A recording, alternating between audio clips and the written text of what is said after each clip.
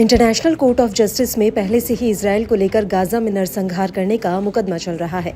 उसके बावजूद इजरायली सेना पर गाजा में लगातार नागरिकों की हत्या करने का आरोप लग रहा है, जिसकी वजह से ब्रिटेन और अमेरिका ने कई बार इजरायल को हथियारों की सप्लाई रोकी। खासतौर से अमेरिका ने इजरायल को 2000 पाउंड यानी 907 किलोग्राम वाले बमों की सप्लाई रोक दी थी और बाइडेन ने नेतन्याहू को चेतावनी देते हुए कहा था कि वो गाजा के भीतर इतने बड़े बमों का इस्तेमाल न करे।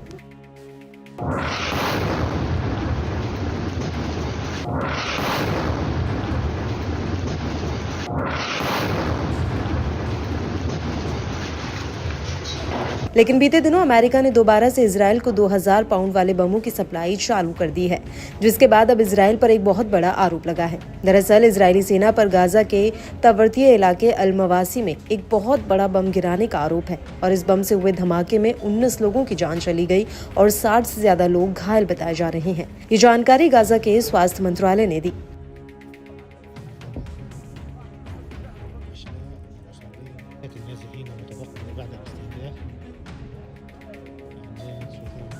दरअसल गाजा में इजरायली सेना ने जिस इलाके को मानवीय क्षेत्र घोषित किया था, अब उसी इलाके पर आईडीएफ ने एक हवाई हमला किया है। रिपोर्ट्स के मुताबिक आईडीएफ ने यहां पर एक 2000 पाउंड यानी कि 907 किलो का एक बम गिराया, जिसमें एक बहुत बड़ा धमाका हुआ और इस धमाके की चपेट में सैकड़ों लोग आ गए।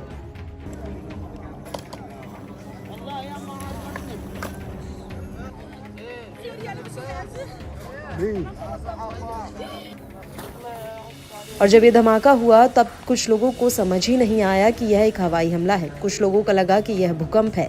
इसको लेकर राफा के एक सिविल सर्वेंट मारवाह शाथ ने अमेरिकी अखबार द न्यूयॉर्क टाइम्स से कहा कि एक तरह का भूकंप था। वहीं न्यूयॉर्क टाइम्स ने कई सैन्य एक्सपर्ट्स के हवाले से कहा है कि आईडीएफ के हमले में घटनास्थल पर जो गड्ढे बने हैं उन्हें देख कर लगता है कि यहाँ पर 2000 पाउंड यानी 907 किलो के बमों को गिराया गया है।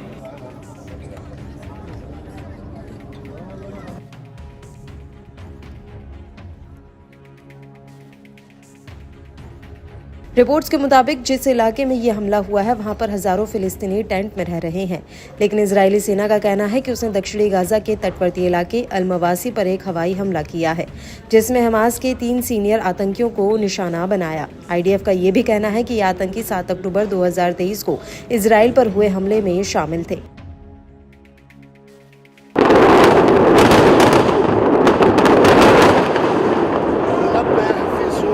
वहीं दूसरी तरफ अल-मवासी में रह रहे फिलिस्तीनियों का आरोप है कि आईडीएफ ने हमला करने से पहले उन्हें कोई चेतावनी नहीं दी थी और आधी रात को करीब 1 बजे यहां पर एक बहुत बड़ा धमाका हुआ, जिससे यहां गड़े तंबू उड़ चुके हैं और चारों तरफ धुआं ही धुआं छा गया था।